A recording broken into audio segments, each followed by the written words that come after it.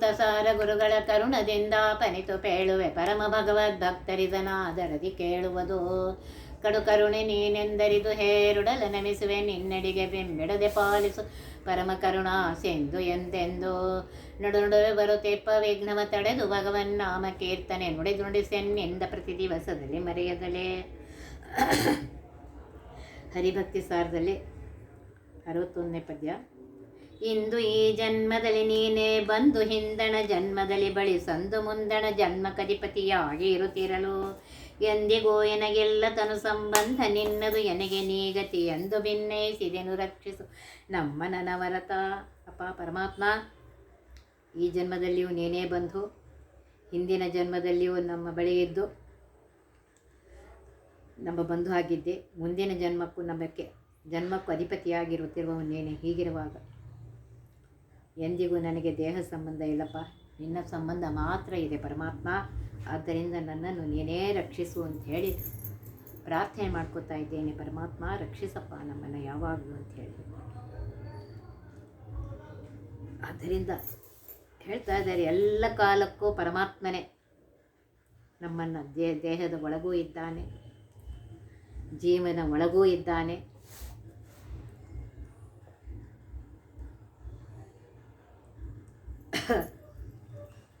ಎಲ್ಲ ಕಡೆಗೂ ಇದ್ದು ಪರಮಾತ್ಮ ನಮ್ಮನ್ನು ರಕ್ಷಣೆ ಮಾಡ್ತಾ ಇದ್ದಾನೆ.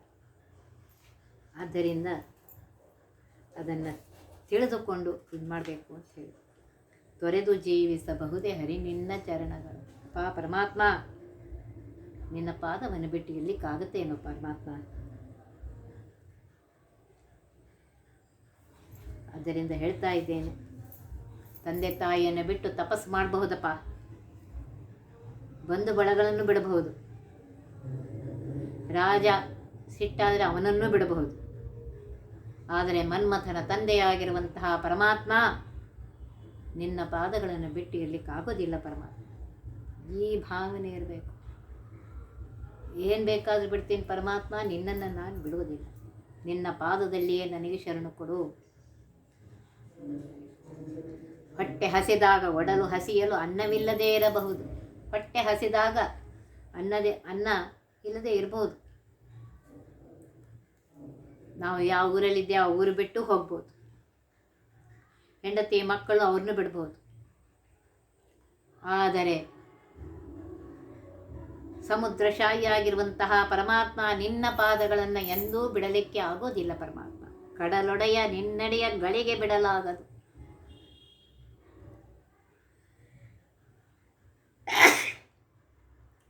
ಪ್ರಾಣವನ್ನು ಪರರು ಬೇಡಿದರೆತ್ತಿ ಕೊಡಬಹುದು, ಮಾನದಲ್ಲಿ ಮನವ ತಗ್ಗಿಸಲಬಹುದು. ಪ್ರಾಣನಾಯಕನಾದ ಆದಿಕೇಶವರಾಯ ಜಾಣ ಶ್ರೀಕೃಷ್ಣ ನಿನ್ನಡಿಯ ಬಿಡಲಾಗದು.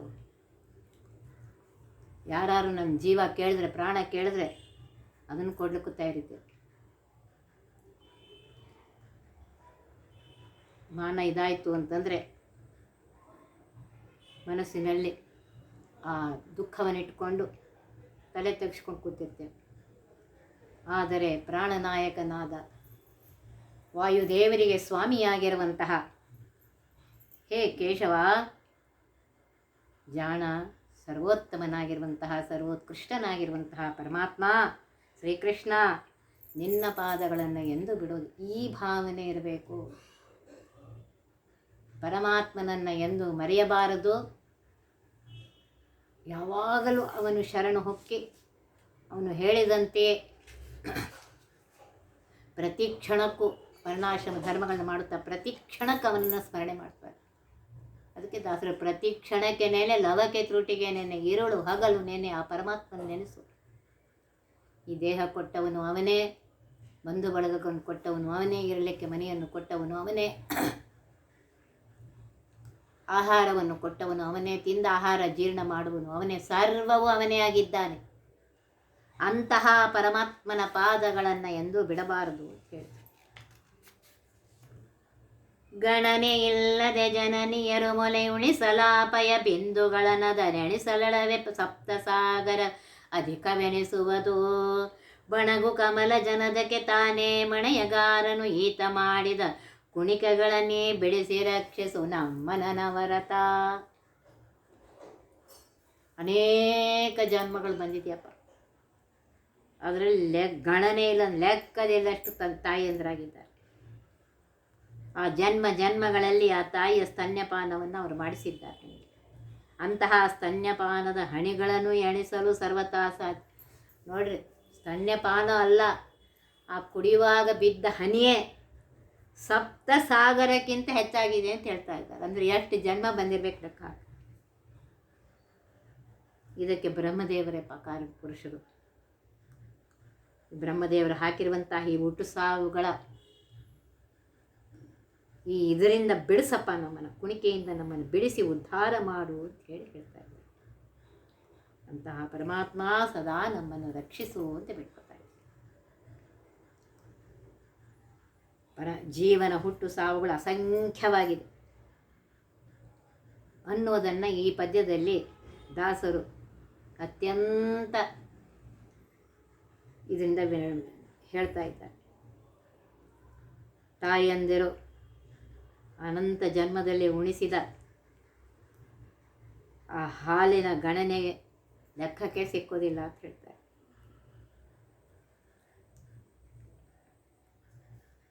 ಅನೇಕ ಜನ್ಮಗಳಾಗಿದೆ, ಅದನ್ನೇ ಹೇಳಿದರು. 84 ಲಕ್ಷ ಯೋನಿ ದಾಟಿ ಬಂದೆ, ಒಂದಲ್ಲ ಎರಡಲ್ಲ 84 ಲಕ್ಷ ಯೋನಿಗಳು ಹುಟ್ಟಿ ಬಂದಿದೆ ಅಂತ ಹೇಳ್ತಾ ಇದೆ ಪುರಾಣಗಳು.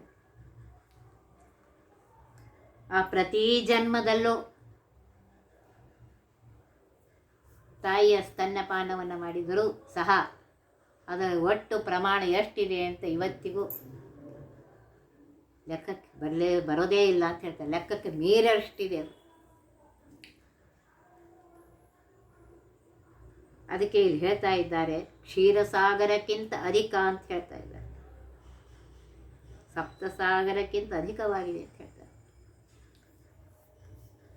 ಇನ್ನೊಂದು ಪದ್ಯದಲ್ಲಿ, ಒಂದು ಕೀರ್ತನೆಯಲ್ಲಿ ಕನಕದಾಸರು ವಿಸ್ತಾರವಾಗಿ ಹೇಳ್ತಾರೆ. ಹಲವು ಜನಮದಿ ತಾಯಿ ನನಗಿತ್ತ ಮೊಲೆ ಹಾಲು, ನಳೆದು ಉಂಬಾಗ ನೆಲಕ್ಕೆ ಬಿದ್ದುದ ಕೂಡಿ, ಅಳೆದು ನೋಡಿದರೆ ಕ್ಷೀರಾಂಬುದೆಗೆ 2 ಮಡಿ, ಹಲವಾರು ಸಲ ಅತ್ತ ಅಶ್ರ ಜಲುವನ್ನು ಕೂಡಿ, ಅಳೆದು ನೋಡಿದರೆ ವಾರಣಮಕ್ಕೆ 3 ಮಡಿ, ಎಲವುಗಳ ಕೂಡಿದರೆ ಮೇಲುಗೆ 4 ಮಡಿ, ಸುಲಿದು ಚರ್ಮವ ಹಾಸಿದರೆ ಧರೆಗೆ 5 ಮಡಿ, ನೆಲೆಯಾವುದೀ ದೇಹಕ್ಕೆ ನರಹರಿಯೇ ನೊಂದೆ ಹರಿಯೇ ಅಂತ ಹೇಳ್ತಾ ಇದ್ದಾರೆ. ಎಷ್ಟು ಜನ್ಮಗಳು ತೆಗೆದುಕೊಂಡಿದ್ದೇನೆ ಅಂದರೆ ಪರಮಾತ್ಮ ಆ ತಾಯಿಯ ಹಾಲನ್ನು ಕುಡಿಯುವಾಗ ಕುಡಿದ ಹಾಲಲ್ಲ, ನೆಲಕ್ಕೆ ಬಿದ್ದ ಹಾಲೇ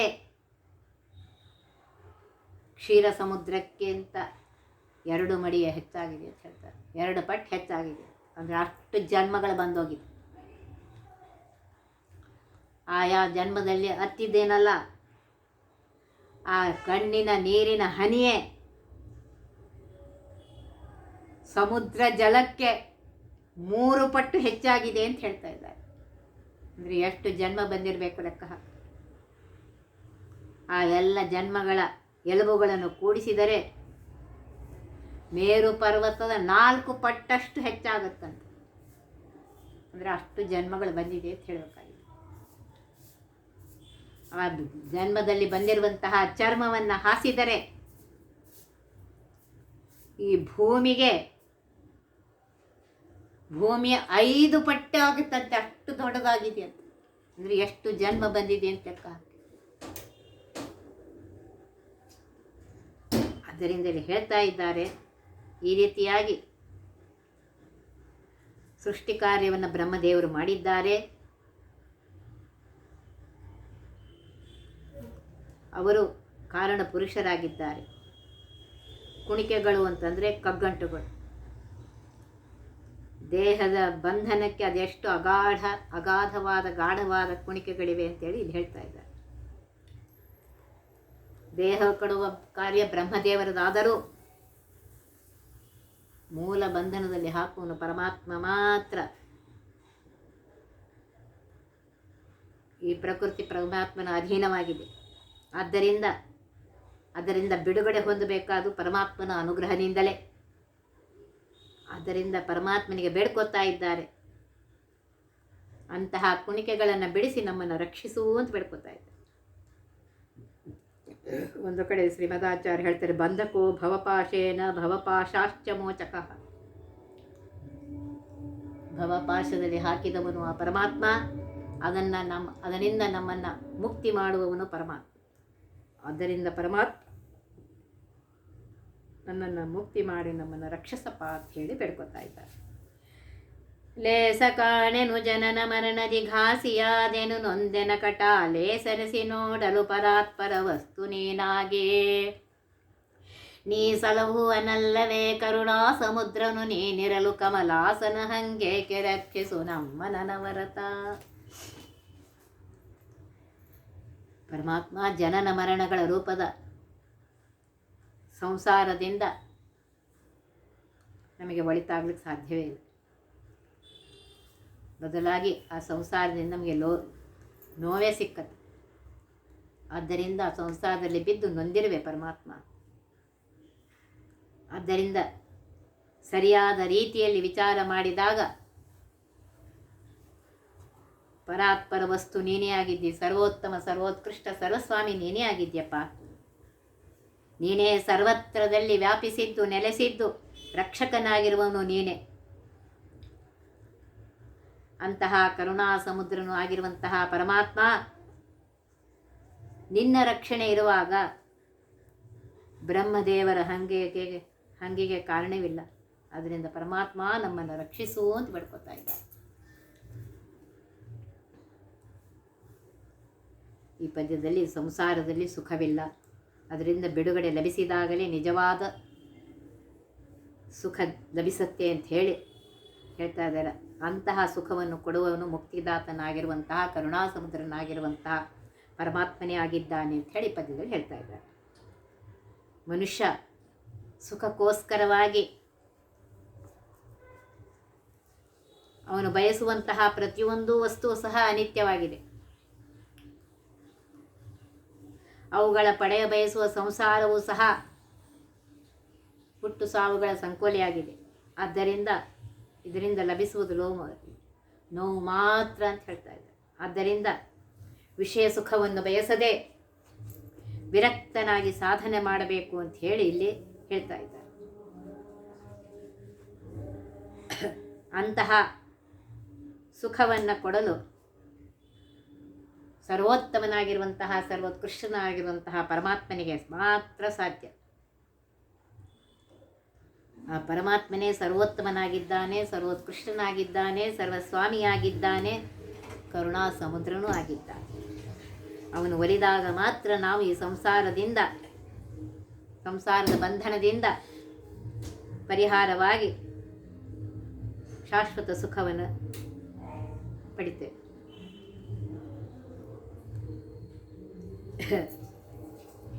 ಇದೇ ತೋರಿಸುತ್ತೆ ಪರಮಾತ್ಮ ಸರ್ವೋತ್ತಮನಾಗಿದ್ದಾನೆ, ಸರ್ವೋತ್ಕೃಷ್ಟನಾಗಿದ್ದಾನೆ, ಸರ್ವಸ್ವಾಮಿಯಾಗಿದ್ದಾನೆ ಅಂತ ಹೇಳಿ. ಪರಮಾತ್ಮನ ಕರುಣೆಯ ಸೀಮಿತ ಇಷ್ಟೇ ಅಂತ ಹೇಳಲಿಕ್ಕಾಗೋದಿಲ್ಲ. ಅನಾದಿ ಕಾಲದಿಂದ ಅನಂತ ಕಾಲದವರೆಗೆ ಸಕಲ ಸುಜೀವರನ್ನ ಪರಮಾತ್ಮ ಲೀಲಾಜಾಲವಾಗಿ ಉದ್ಧಾರ ಮಾಡಿದ್ದಾನೆ. ಅದಕ್ಕೆ ಹೇಳ್ತಾ ಇದ್ದಾರೆ ಕರುಣಾ ಸಮುದ್ರ ಅಂತ. ಮುಕ್ತಿಗೆ ಲಭಿಸಿದ ಮೇಲೆ, ಮುಕ್ತಿ ಆದ ಮೇಲೆ ಸಂಸಾರದಲ್ಲಿ ಹುಟ್ಟಿ ಬರುವ ಪ್ರಸಂಗವೇ ಇರುವುದಿಲ್ಲ. ಆದ್ದರಿಂದ ಕಮಲಾಸನ ಹಂಗೇಕೆ ಅಂತ ಹೇಳ್ತಾ ಇದ್ದಾರೆ. ಕಮಲಾಸನ ಅಂದರೆ ಬ್ರಹ್ಮದೇವರು. ಬ್ರಹ್ಮದೇವರ ಕಾರ್ಯ ಏನು? ಸೃಷ್ಟಿ ಕಾರ್ಯ. ಮುಕ್ತರಾದವರಿಗೆ ಸೃಷ್ಟಿಯ ಪ್ರಸಕ್ತಿಯೇ ಇಲ್ಲವಾದ್ದರಿಂದ ಅದು ಇಲ್ಲವೇ ಅನಗತ್ಯವಾಗಿದೆ ಅಂತ ಹೇಳ್ತಾ ಇದ್ದಾರೆ. ಕಮಲಾಸನನ ಹಂಗು ಎಂಬ ಮಾತಿನಲ್ಲಿ ಇಲ್ಲಿ ವಿಶೇಷ ಅರ್ಥವನ್ನು ಹೇಳ್ತಾ ಇದ್ದಾರೆ. ರಾವಣ, ಹಿರಣ್ಯಕಶಿಪು ಮೊದಲಾದ ಮಹಾದೈತ್ಯರು ಒಳಿತನ್ನು ಸಾಧಿಸಬೇಕು ಅಂತ ಹೇಳಿ ಬ್ರಹ್ಮದೇವರನ್ನು ಆಶ್ರಯಿಸಿ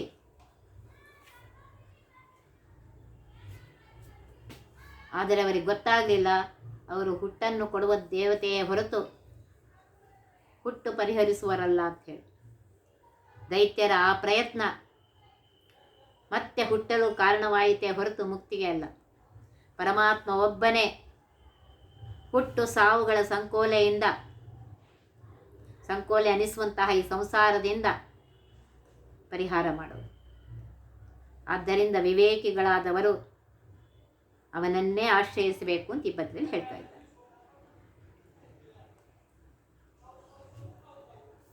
ಮತ್ತೆ ಹೇಳ್ತಾ ಇದ್ದಾರೆ, ಲಯಕಾರರಾಗಿರುವಂತಹ ರುದ್ರದೇವರನ್ನೂ ಆಶ್ರಯಿಸಿದರೂ ಮುಕ್ತ ಸಿಗೋದಿಲ್ಲ, ಮತ್ತೊಮ್ಮೆ ಹುಟ್ಟಿ ಬರ್ತೇವೆ ಅಂತ ಹೇಳಿ.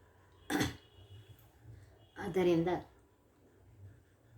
ಇಲ್ಲಿ ಒಂದು ಪದ್ಯದಲ್ಲಿ ಹೇಳ್ತಾ ಇದ್ದಾರೆ ಅವರು, ಪೂರ್ವ ಜನ್ಮದಲ್ಲಿ ನಾ ಮಾಡಿದ ಭವದಿಂದ ಊರ್ವೇಳಿಯ ಜನಿಸಿದನು ಕೃಷ್ಣ, ಕಾರುಣ್ಯ ನಿಧಿಯನ್ನು ಕಾಯಬೇಕಯ್ಯ ಹರಿ, ವಾರಿಜನಾಭನೇ ಮುದ್ದು ಕೃಷ್ಣ ಅಂತ ಹೇಳಿ ಪದ್ಯದಲ್ಲಿ ಬೆಳ್ಕೊತಾ ಇದ್ದಾರೆ. ಪುಟ್ಟಿನಂದಿದು ಸುಖವ ಕಾಣದಲೆ ಕಷ್ಟಪಟ್ಟೆನು ಕಷ್ಟನಾದೆನೋ ಕೇಳೋ ಕೃಷ್ಣ, ತೊಟ್ಟಿನ ಶಿಶು ತಾಯ ಬಿಟ್ಟ ತೆರನಂತೆ ಕಂಗೆಟ್ಟು ಶೋಕಿಪೆನು ಸೊರಗಿದೆನಯ್ಯ ಕೃಷ್ಣ, ಮುಟ್ಟಲಮ್ಮರು ಎನ್ನ ಸತಿಸುತರು ಬಾಂಧವರು ಅಟ್ಟಿ ಎಳೆಹೊಯ್ತಿರು ಕೃಷ್ಣ, ಕಷ್ಟ ದಾರಿದ್ರ್ಯವನ್ನು ಪರಿಹರಿಸದಿರೆ ದೂರು ಮುಟ್ಟುವುದು ನಿನಗಯ್ಯ ಕೃಷ್ಣ ಹೇಳ್ತಾರೆ. ಈಗ ಹುಟ್ಟಿದಾಗಿಂದ ಹಿಡಿದು ನಾನು ಬಹಳ ಕಷ್ಟಪಟ್ಟಿದ್ದೇನೆ ಕೃಷ್ಣ. ತೊಟ್ಟಿಲ ಶಿಶುವನ್ನು ತಾಯಿ ಬಿಟ್ಟರೆ ಆ ಹೇಗೆ ಕೂಸು ಅಳುತ್ತೋ ಹಾಗೆ ನಿನ್ನ ಇದರಿಂದ ಸೊರಬಿಟ್ಟಿದ್ದೇನೆ ಕಿಟ್ಟ, ಕಂಗೆಟ್ಟು ಸೊರಗಿದ್ದೇನಪ್ಪ. ಹೆಂಡತಿ ಮಕ್ಕಳು ಯಾರೂ ಬಂದು ನಮ್ಮನ್ನು ಕಾಪಾಡೋದಿಲ್ಲ.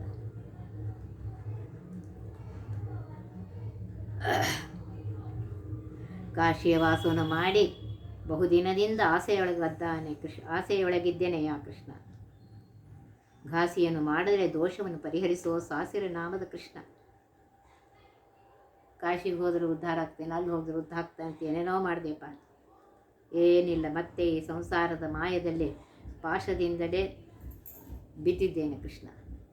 ಕಂಸಮರ್ದನನಾಗಿರುವಂತಹ ಕೃಷ್ಣ ಕಾಯಬೇಕಯ್ಯ, ವಾಸುದೇವನೇ ಮುದ್ದು ಕೃಷ್ಣ ಅಂತ ಬೇಡ್ಕೊತಾ ಇದ್ದ.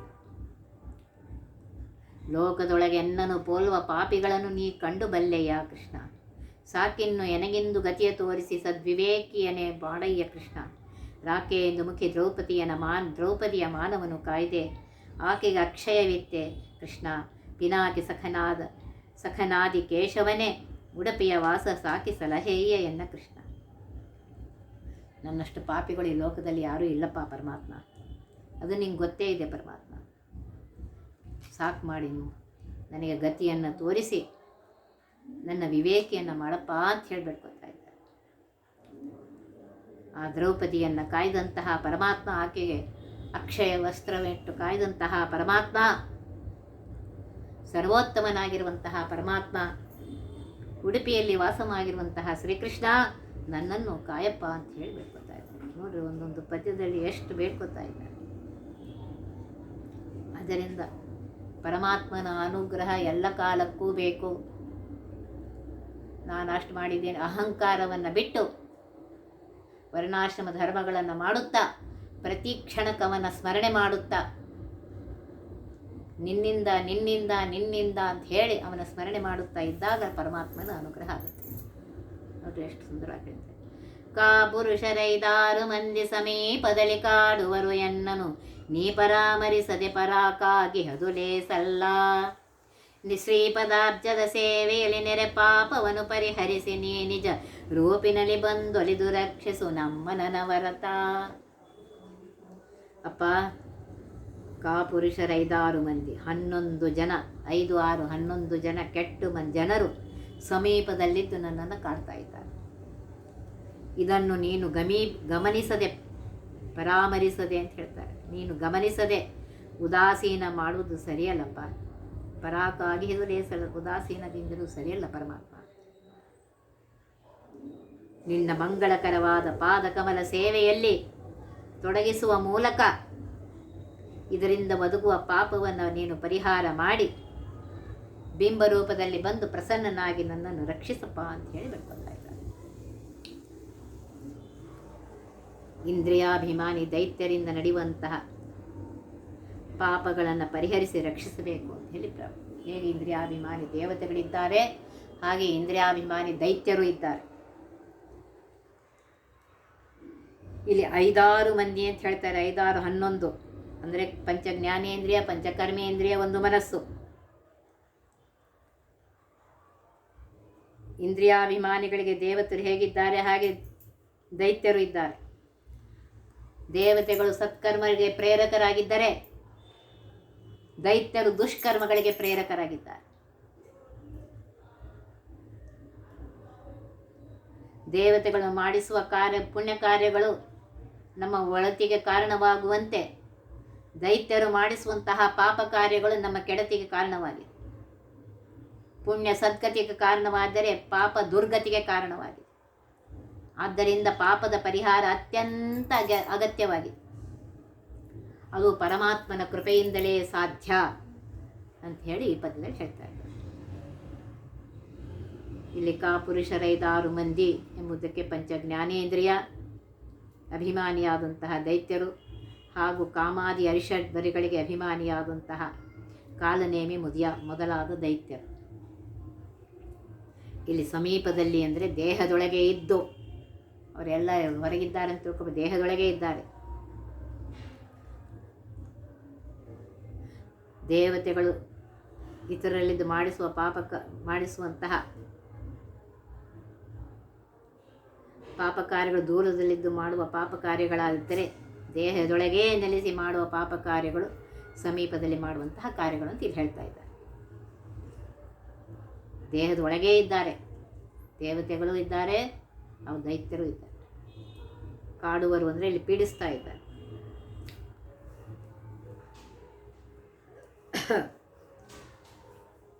ಒಂದು ಕಡೆ ಹೇಳ್ತಾ ಇದ್ದಾರೆ ವಾಯುಪುರಾಣ ಮಾಘ ಮಾಸ ಮಹಾತ್ಮ್ಯದಲ್ಲಿ, ಬ್ರಹ್ಮಹತ್ಯಾ ಶಿರಷ್ಕಂಚ ಸ್ವರ್ಣಸ್ಥೇಯ ಭುಜದ್ವಯಂ ಸುರಾಪಾನುಹೃದಾಯುಕ್ತಂ ಗುರುತಲ್ಪಕಟಿದ್ವಯಂ ತತ್ಸಂಯೋಗ ಪದದ್ವಂದ್ವಂ ಅಂಗಪ್ರತ್ಯಂಗಪಾತಕಂ ಉಪಪಾತಕ ರೋಮಾಣಾಂ ರಕ್ತಶ್ಮಶ್ರು ವಿಲೋಚನಂ ಖಡ್ಗಚರ್ಮಧರಂ ಕೃಷ್ಣಂ ಕುಕ್ಷೌ ವಾಮೇ ವಿಚಿಂತೆಯೇತ್.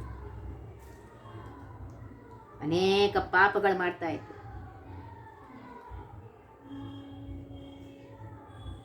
ಬ್ರಹ್ಮಹತ್ಯ ಅಂತ ಹೇಳ್ತಾ ಇದ್ದಾರೆ. ಬ್ರಾಹ್ಮಣರಿಗೆ ಕೆಟ್ಟದನ್ನು ಮಾಡಬಾರ್ದು, ಜ್ಞಾನಿಗಳಿಗೆ ಕೆಟ್ಟದನ್ನು ಮಾಡಬಾರ್ದು, ಬಯಸಬಾರ್ದು, ಏನು ಮಾಡ್ತಾರೆ. ಸ್ವರ್ಣಸ್ಥೆಯ ಬಂಗಾರವನ್ನು ಕಳುವು ಮಾಡಬಾರ್ದು, ಸುರಾಪಾನವನ್ನು ಮಾಡಬಾರ್ದು, ಗುರುಗಳಿಗೆ ಮರ್ಯಾದೆ ಕೊಡಬೇಕು. ಹೀಗೆ ಮಾಡದೇ ಇದ್ದರೆ ಪಾತಕಗಳು ಅಂತ ಹೇಳ್ತಾರೆ. ಇಂತಹ ಪಾಪಗಳನ್ನು ಮಾಡಬಾರ್ದು ಅಂತ ಹೇಳಿ ವಾಯುಪುರಾಣದಲ್ಲಿ ಬಂದಿದೆ, ಮಾಘ ಮಹಾತ್ಮ್ಯದಲ್ಲಿ. ಇದನ್ನು ಪರಮಾತ್ಮ ಗಮನಿಸೋದಿಲ್ಲ ಅಂತ ತಿಳ್ಕೋಬೇಡ.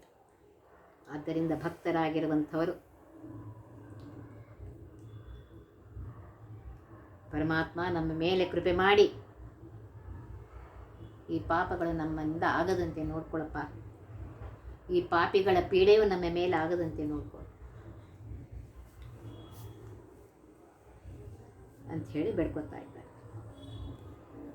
ಇದರ ವಿವರಣೆಯನ್ನು ನಾಳಿನ ದಿವಸ ನೋಡ್ರಿ ಒಂದೊಂದನ್ನು ಎಷ್ಟು ಇದರಾಗಿ ಹೇಳ್ತಾ ಇದ್ದಾರೆ ದಾಸರು ಅಂಥೇಳಿ ಹೇಳ್ತಾರೆ. ಒತ್ತಿ ಬಹ ವಿಘ್ನಗಳ ಕಳೆದಪ ಮೃತ್ಯುವಿಗೆ ಮರೆ ಮಾಡಿ ಕಾಲನ ದೂತರಿಗೆ ಬೇಕರವ ಪುಟ್ಟಿಸಿ ಸಕಲ ಸಿದ್ಧಿಗಳ ಒತ್ತಿಗೊಳ್ಳಿಸಿ ಮನರು ಹೇಕ್ಷಣ ನೃತ್ಯ ಮಾಡುವರವರ ಮನೆಯೊಳು ನಿತ್ಯ ಮಂಗಳ ಹರಿಕಥಾಮೃತ ಸಾರ ಪಠಿಸುವರ.